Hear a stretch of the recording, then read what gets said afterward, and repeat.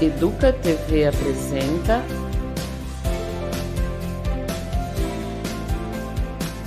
Vamos Conversar?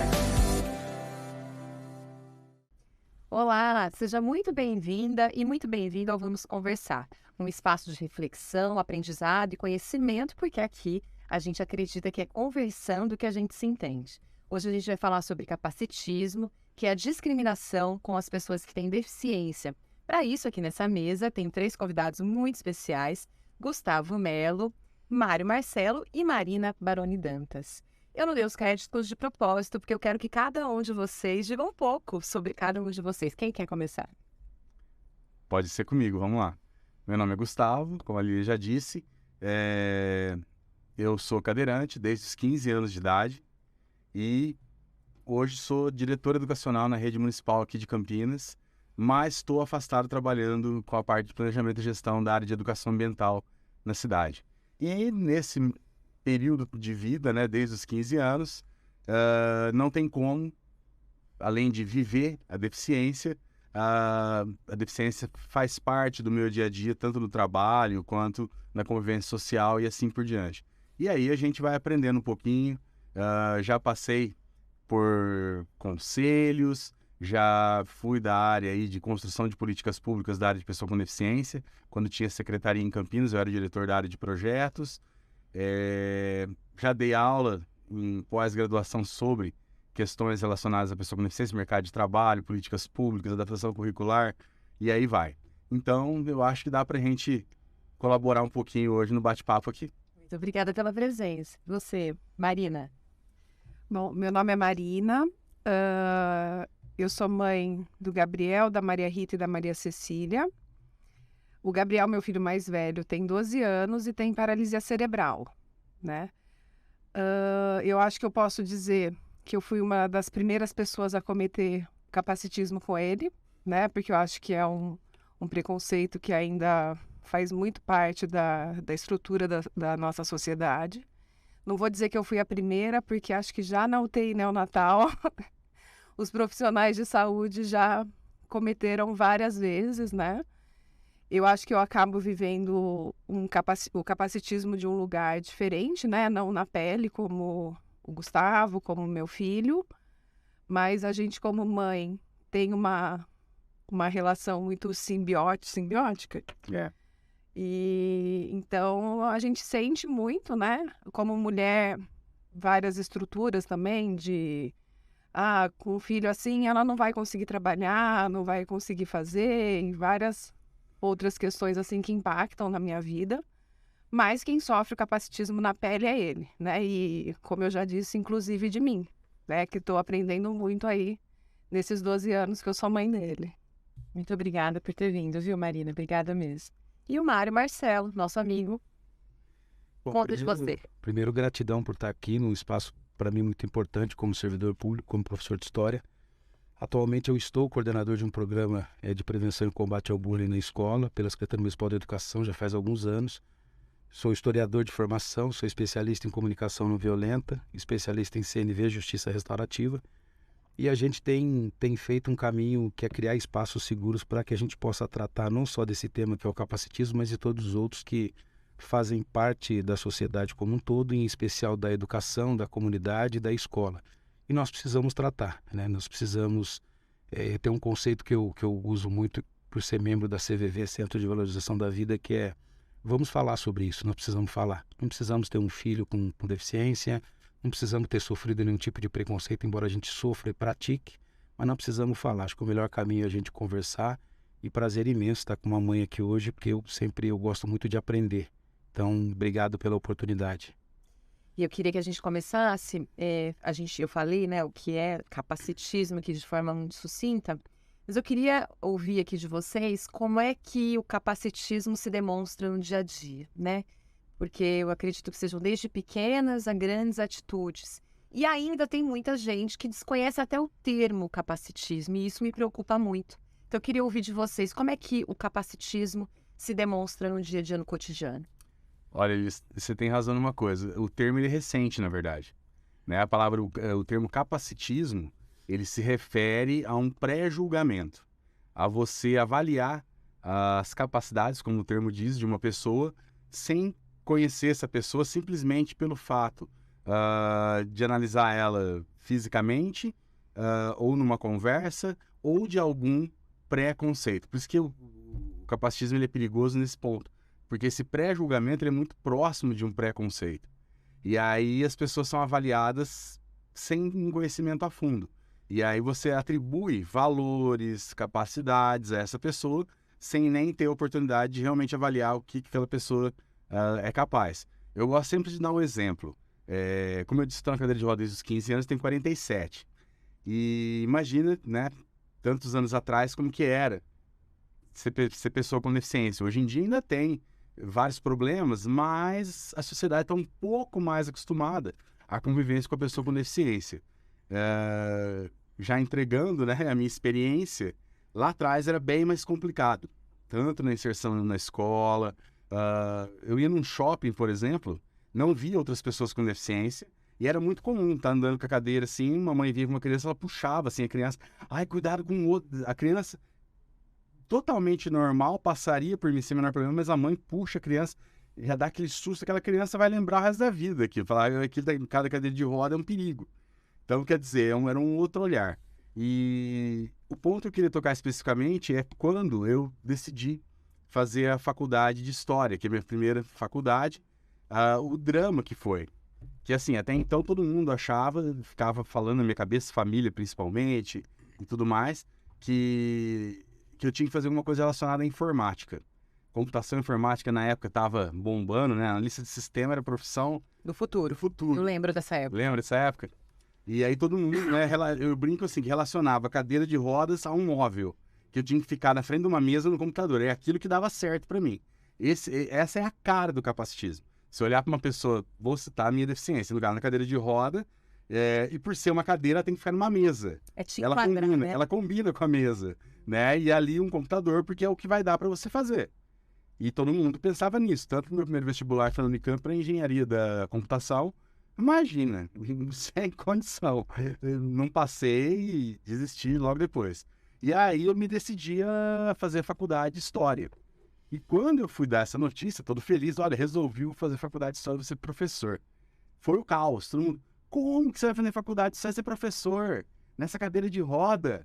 Os alunos vão dar tapa na tua cabeça e sair correndo. Quer dizer, ninguém sabia como ia ser. Mas a visão capacitista, que não era nesse termo que era usado, já estava ali estabelecida. Ou seja, ele usa cadeira de roda, ele não pode ser professor porque ele não tem condição de correr atrás de um aluno se for preciso. Então eu passei por isso e foi uma experiência muito ruim.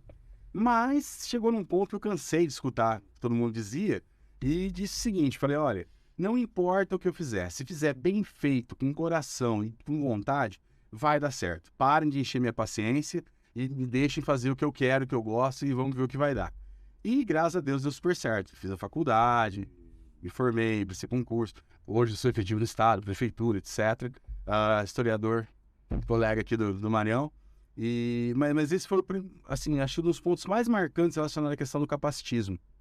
E vou deixar vocês falarem, então, senão eu fico falando que não termino. Depois eu gostaria de entrar num ponto de vista que eu tenho com relação ao capacitismo dentro da escola. Vamos falar sobre isso também. Marina, fala você, como é que você percebe das pequenas às grandes coisas o capacitismo no dia a dia do Gabi? Bom, eu acho que o Gabi já nos primeiros dias de vida dele, né, de não vai sobreviver, não vai conseguir mamar, ele não era uma pessoa que não era compatível com a vida, né? Porque eu acho que na medicina tem muito isso, né?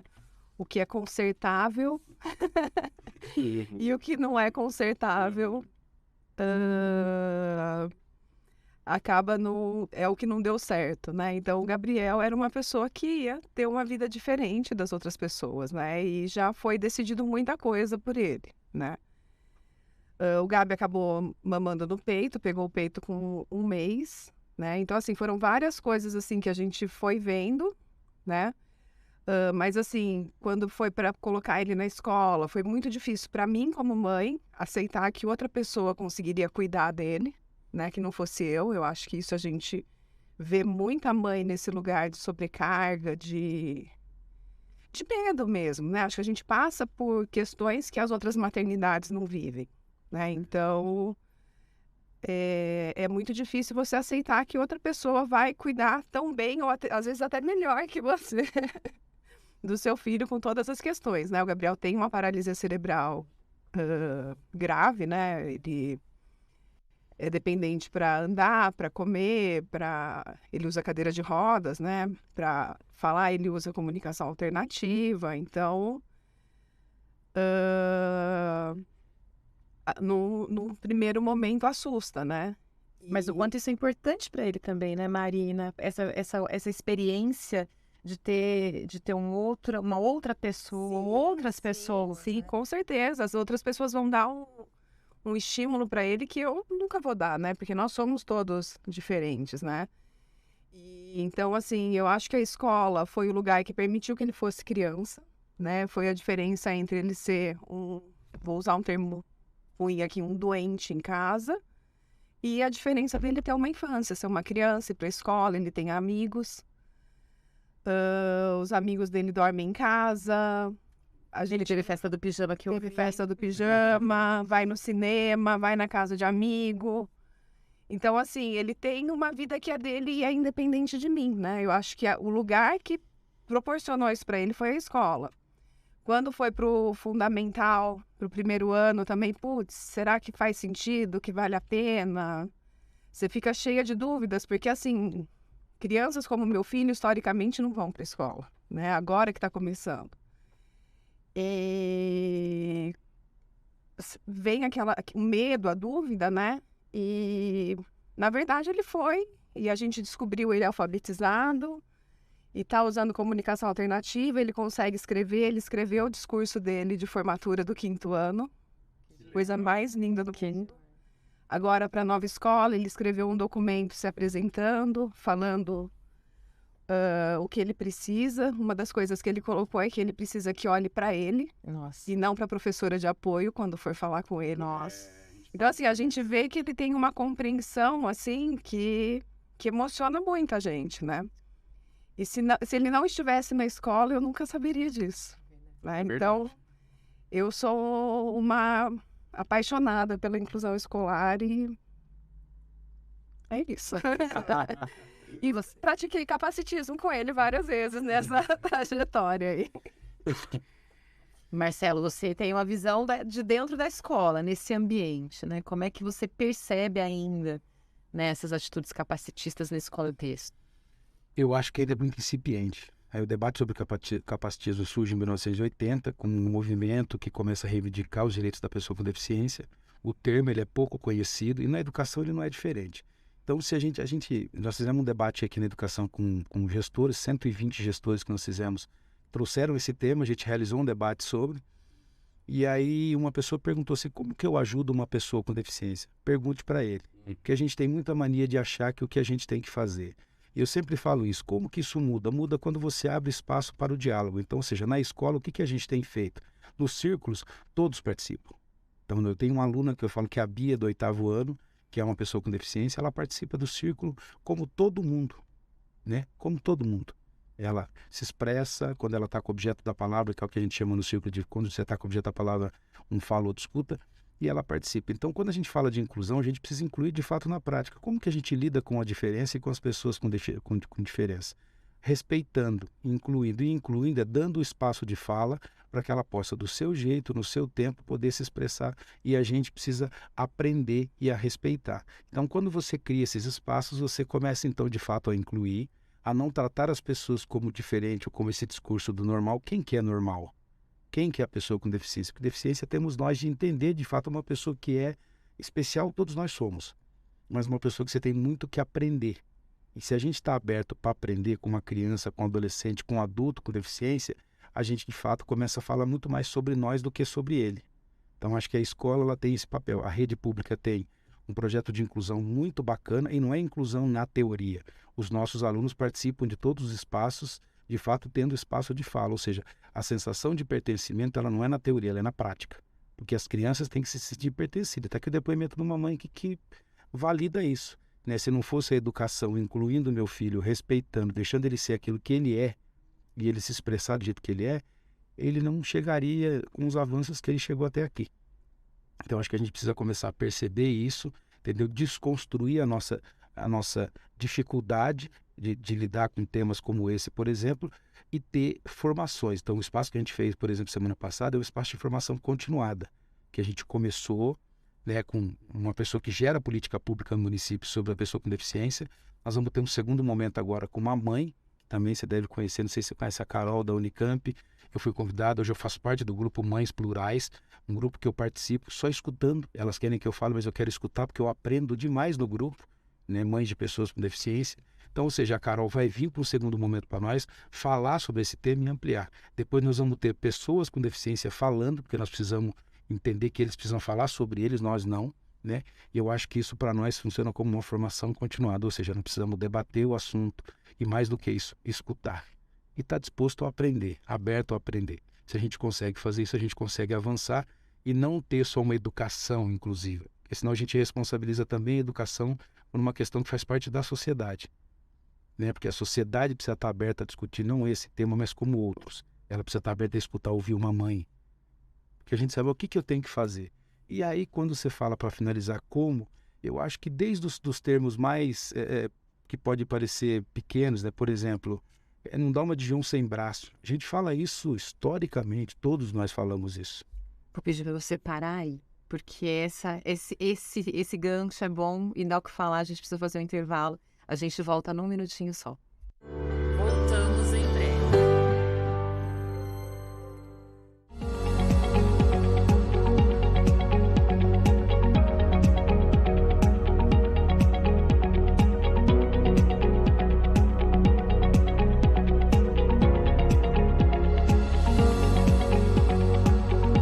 Hora da História, seu programa sobre literatura infanto-juvenil. Acompanhe a programação diária da Educa TV Campinas. Um mundo de conhecimento para você. Voltamos a apresentar. No outro bloco, a gente parou falando dos termos. Eu acho muito importante a gente falar sobre isso, porque ainda existem pessoas que dizem que é mimimi, né? Assim, por exemplo, isso acontece no racismo também.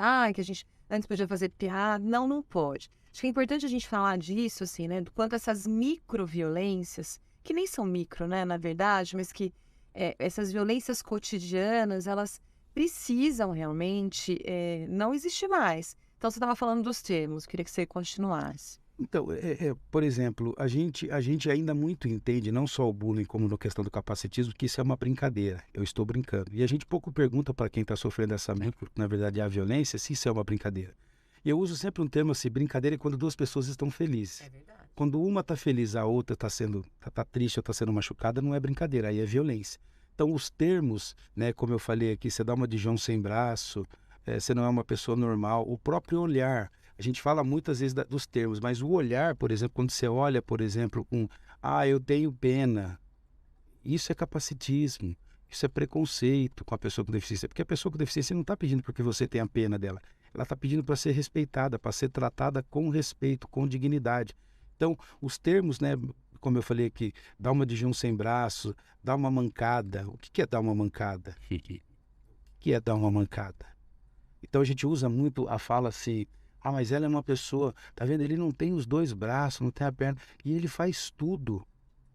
Você é normal e não consegue fazer metade. Isso é um termo capacitista. Então, essas são as narrativas mais do cotidiano. Esses dias eu vi uma saindo do mercado, a mãe sobe, sobe com o filho, mas você percebe, o que é importante a gente falar também, não é julgar, porque a mãe, você percebe que ela está ali de bom coração, e essa mãe que eu ouvi, ela não sabia. Ela olhou para mim, olhou para minha companheira e falou assim, ele acabou de ter um AVC, um problema, ele ficou com algumas deficiências e tal. Você vê, mas mesmo assim ele é melhor do que eu. Ele sobe normalmente, anda normalmente com a deficiência dele e eu. Então, tomar cuidado com esses termos, né? Tomar cuidado, porque esses são termos capacitistas e acabam gerando preconceito e discriminação contra uma pessoa com deficiência. E se você não sabe, como que eu falo? Pessoa com deficiência. Ou se você não sabe que tem que expressar pessoa com deficiência, pergunta.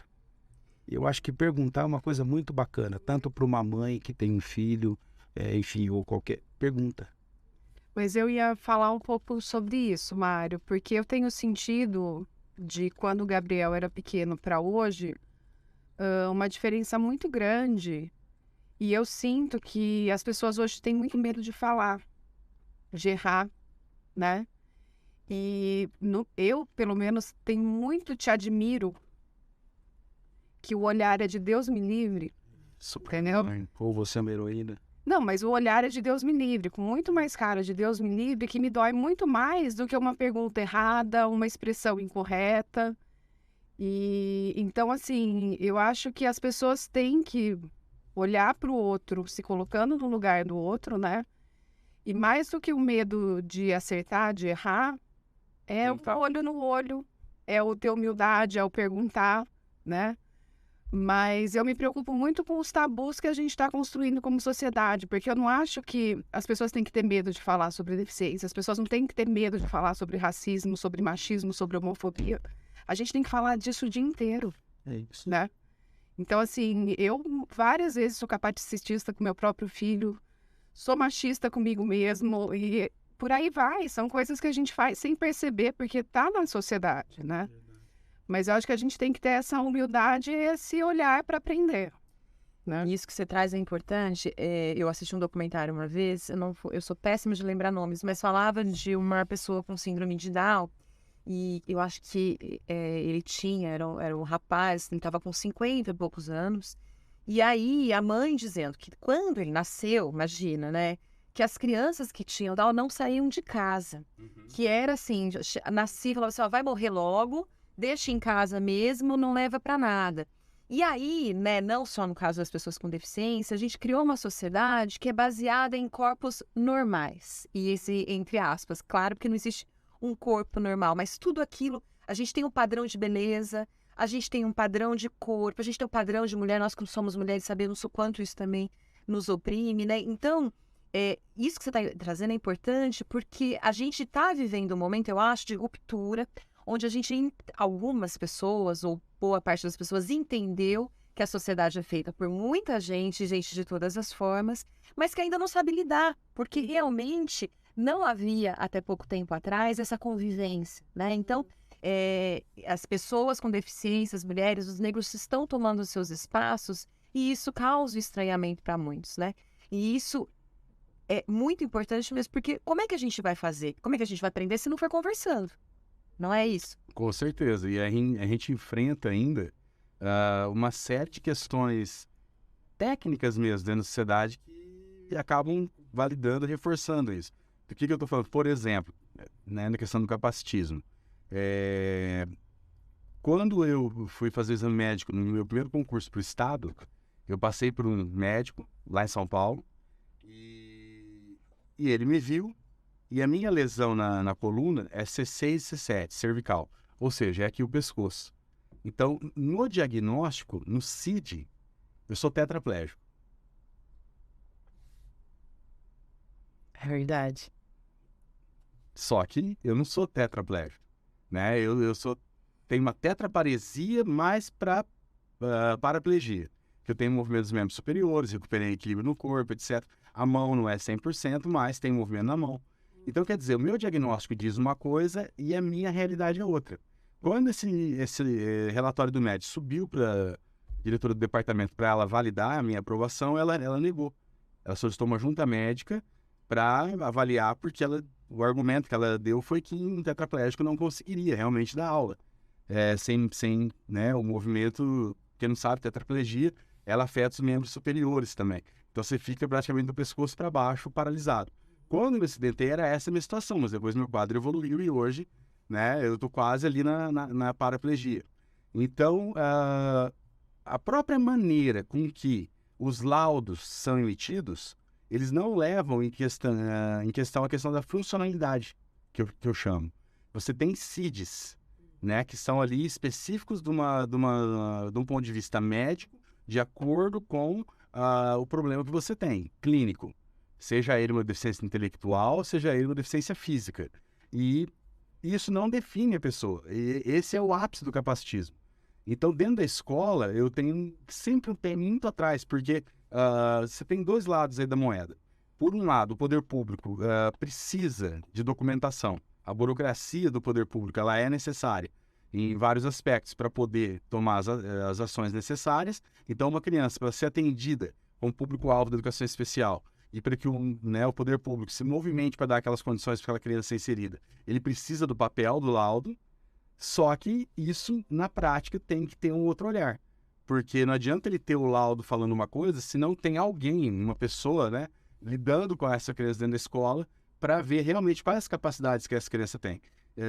A Marina, que antes da gente iniciar a gravação, comentou de uma professora que se assustou com o caso do filho dela, de ter que atender o Gabi, né? E isso não é assim uma raridade, é muito comum, muito comum. Principalmente no estado, que não tem uma estrutura tão elaborada quanto o município, você vê casos assim, eu sou professor do estado também, e você está numa sala de professores e mesmo está na cadeira de roda, a pessoa desencana, e você ouve ali, nossa, esse ano tem um aluno com deficiência na minha sala. O que eu vou fazer? Vocês viram? Não, não vimos ainda. Não, eu também não conheço ainda. Mas eu vi o laudo. Então, quer dizer, a pessoa se assusta com o laudo da criança. Ela nem conhece o aluno ainda. Isso é mais grave ainda nas deficiências intelectuais, nas deficiências físicas, só físicas.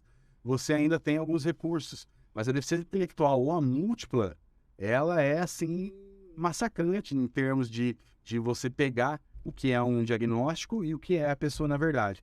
Então, a gente tem que começar a pensar o capacitismo também, inclusive com relação a laudos, diagnósticos, e ter esse olhar para conseguir incluir de verdade dentro das escolas. Porque são definições, né? Tá te definindo, né? Quando olha para você, Você vira um CID. você vira um CID. E a gente não é. E o que você falou, né, no início, eu achei tão profundo, né, que o Gabi escreveu que querem que olhe para ele, não para a professora, né? Quando falam com ele, ele quer que olhe para ele, né? Então ele tem essa percepção, né, de que as pessoas buscam a professora de apoio, né? E ai, me perdi. Não tem problema, mas eu fico pensando, quando você disse isso, né, Ele, acho que ele tem uma autoimagem e uma identificação própria, ele quer que as pessoas também vejam. Mas quem é que não quer ser olhado? Então, isso que ela tá falando. Mas eu acho que o Gabriel ficou 10 anos numa escola como parte de um grupo.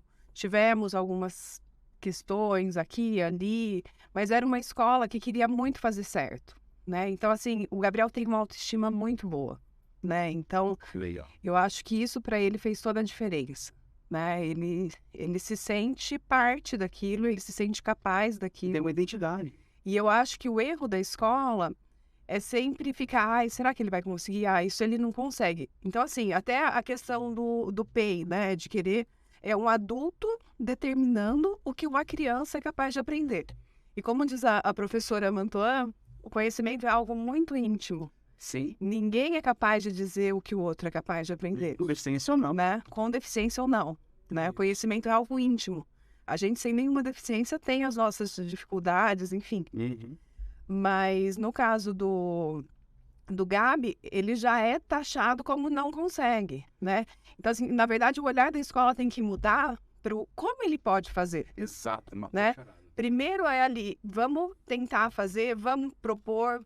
Ele tem que provar que ele não consegue. É partir do que ele consegue e não do que ele não consegue. É ver o que tem de potencial e partir daí.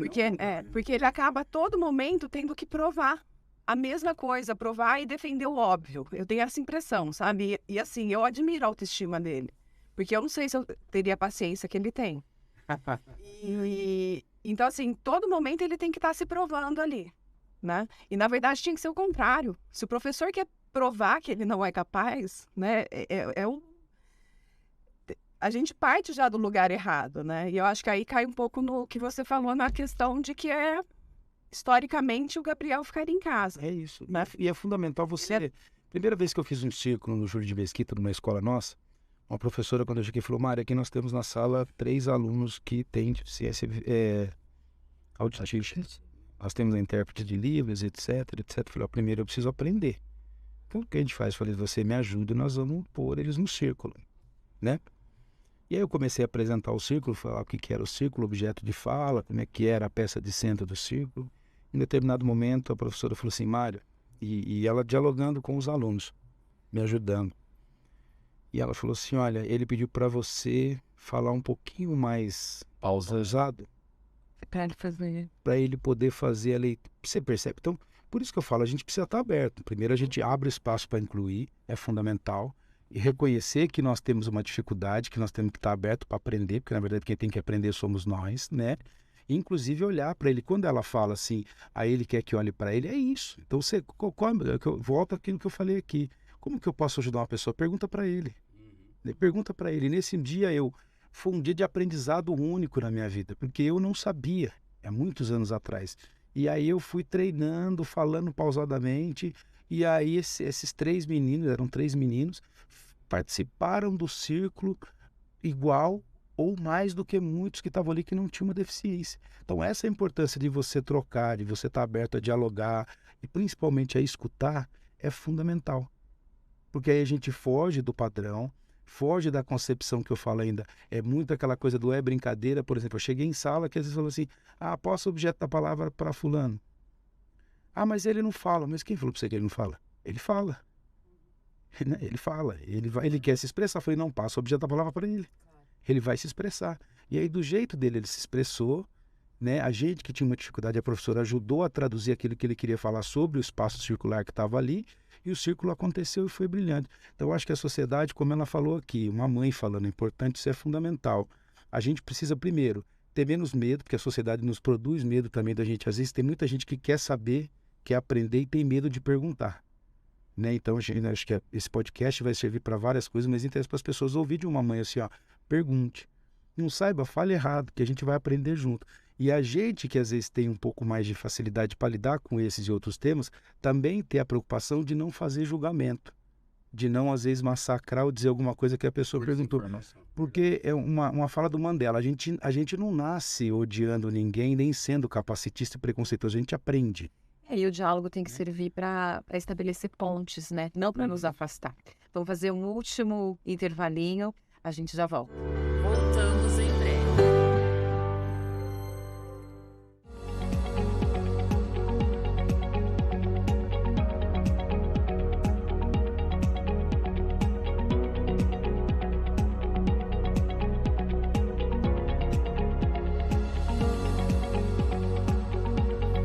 Primeira nota. Iniciação musical com talento à mostra. Acompanhe a programação diária da Educa TV Campinas. Um mundo de conhecimento para você. Voltamos a apresentar. Bom, agora a gente vai então para a parte final e eu já quero passar a palavra aqui para a Marina, que estava fazendo uma consideração importante. A gente estava conversando aqui, eu estava falando para o Mário, né, que de todas as minorias, né, de todos os preconceitos, eu nunca vou saber o que é ser uma pessoa negra, ele nunca vai saber o que é ser mulher. Uma pessoa que não é LGBTQIA+, não vai saber o que, né, o que sofre quais são as questões, né? A gente acaba sendo todo mundo aprendendo, sendo aliado na causa. Mas quando você pega a minoria, o caso da pessoa com deficiência, se a gente tiver o privilégio de viver bastante, no mínimo uma mobilidade reduzida ali a gente vai provar, né? Então, assim, todo mundo, em algum momento da vida, vai passar por uma situação de deficiência, né? Ou vai ter alguém muito próximo que vai precisar de algum suporte maior, tudo. Então, assim, quando você começa a estudar um pouco sobre ética do cuidado, tudo, você vê que a gente sabe que esse é o caminho natural da vida. E mesmo assim é um tabu, mesmo assim a gente não se prepara, a gente não fala sobre, a gente não olha para isso, né? Talvez seja até uma negação nossa. Não, e mais que isso, né, volto a dizer, a gente ainda vive numa sociedade tão consumista que nos impõe padrões, como se as pessoas não fossem envelhecer. Né? Como se nós mulheres, por exemplo, a gente sempre fosse ter 21 anos, magras, altas, loiras. Quem é assim? Nós não somos assim, ainda mesmo no Brasil. Né? A gente vive numa sociedade que nos empurra um padrão de corpos e de vidas que não existe, e que nos afasta e nos oprime. Eu vou além do que a Marina falou. Além de todo mundo, em algum ponto da vida, né, se viver bem bastante, ter alguma deficiência, alguma redução de mobilidade, algo nesse sentido, de visão, etc., você tem pessoas pretas com deficiência, você tem mulheres com deficiência, você tem, né, pessoas LGBTQIA+, com deficiência. Então, a deficiência, ela tá ali para todos. E aí você imagina, uma mulher que sofre, por exemplo, de violência doméstica, se ela tem uma deficiência agregada ainda com um outro fator. Quer dizer, ela tem 2 fatores ali de opressão, né? A violência... Mas a estatística de abuso de meninas com deficiência é enorme. Então, assim, a deficiência, ela ainda tem... eu acho que eu nem ia entrar nesse ponto, mas como você trouxe, tem essa questão ainda. A deficiência, além de ter que ter um olhar, eu acredito nisso, um pouquinho mais diferenciado, ela permeia todas as outras questões dos segmentos de luta social. Porque você tem, dentro de todos os segmentos, tem ali a deficiência como um fator a mais para ser levado em consideração. E essa questão da perspectiva é isso, né? Cada um de nós tem a nossa perspectiva diante do nosso papel, mas a gente tem que treinar o nosso olhar para o outro, para conseguir entender, né? Agora, eu queria, para a gente terminar, você falou uma coisa que eu acho muito importante, que é a história da normalização também, né? Que a gente, obviamente, está falando sobre respeito, empatia, sobre olhar para todas as pessoas de maneira como são iguais, e elas precisam ser tratadas dessa forma, mas você falou da normalização. Explica um pouco para a gente isso, que eu acho que isso é importante também. Vamos lá. Eu vou até fazer uma analogia, não sei se é melhor, mas foi o que me ocorreu agora.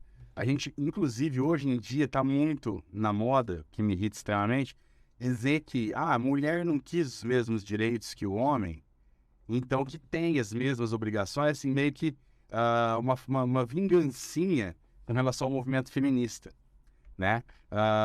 Tem bastante. Tem bastante. E eu não vou dizer que a questão da pessoa com deficiência vá seguir esse mesmo caminho, mas a gente tem que tomar um cuidado muito grande com a dosagem do que eu chamo de normalização. Porque é aquela coisa, você aceitar a pessoa com deficiência, com as características que ela tem, de cada deficiência, além das deficiências, características pessoais, é uma coisa. É você aceitar as pessoas como elas são, ter empatia, tá ali disposto a aceitar o diferente. Outra coisa é você dizer, não, ela é uma pessoa, aí vem a questão da normalização, normal. Eu vejo a pessoa deficiência como uma pessoa normal. E nós não somos. Eu não ando, entendeu? Eu não sou normal dentro do padrão. Então eu preciso de algumas coisas que me ajudem, né? Ferramentas e posturas e etc. que me ajudem. Então a gente tem que ter essa dosagem.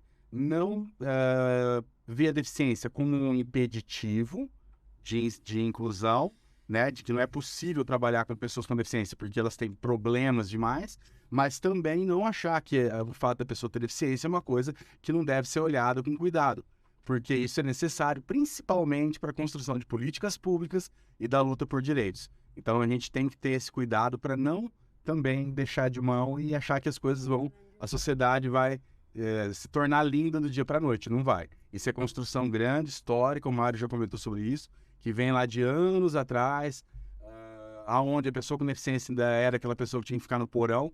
Eu brinco, né, quem é um pouquinho mais velho assistiu aquele filme Os Goonies, que tinha um personagem com deficiência, né, física, intelectual, ficava no porão.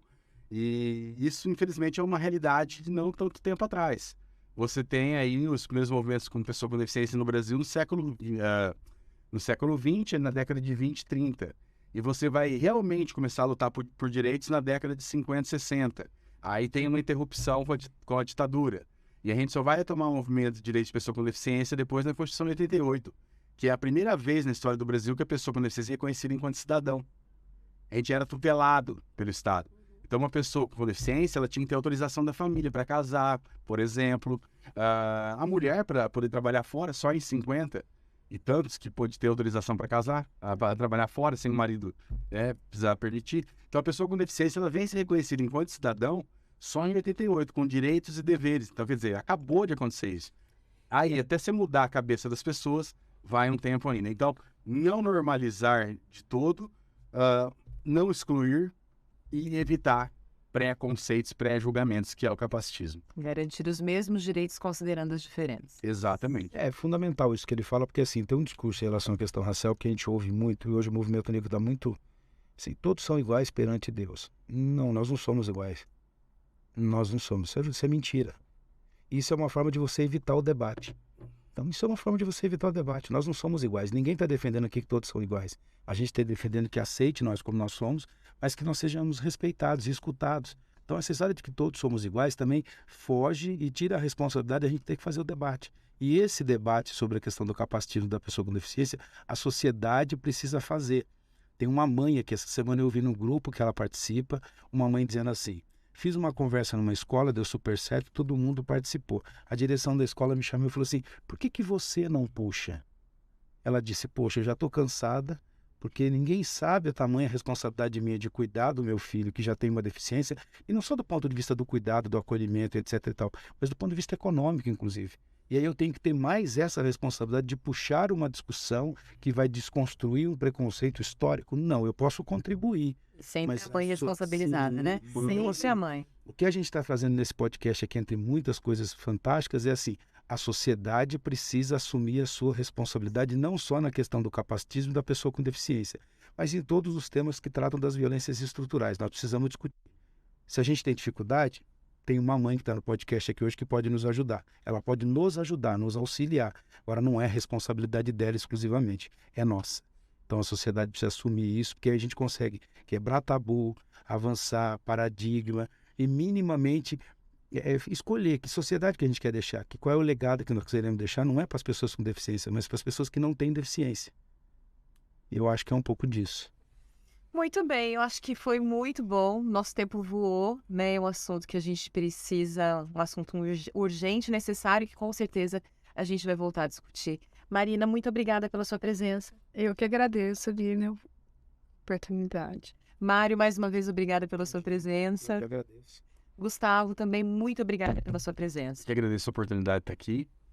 Eu agradeço a todos vocês compartilharem conosco, com quem está assistindo a gente também. Valeu. E vamos construir junto. Ô, Jovem, tira uma foto, eu não sei. E esse foi o Vamos Conversar, nosso podcast aqui da Educa TV. Eu agradeço pela sua companhia, pela sua audiência. Continue com a gente aqui na Educa TV. Siga a gente nas redes sociais e até mais.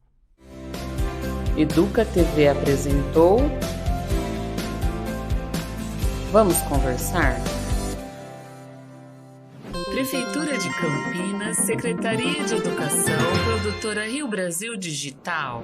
Educa TV Campinas, um mundo de conhecimento para você.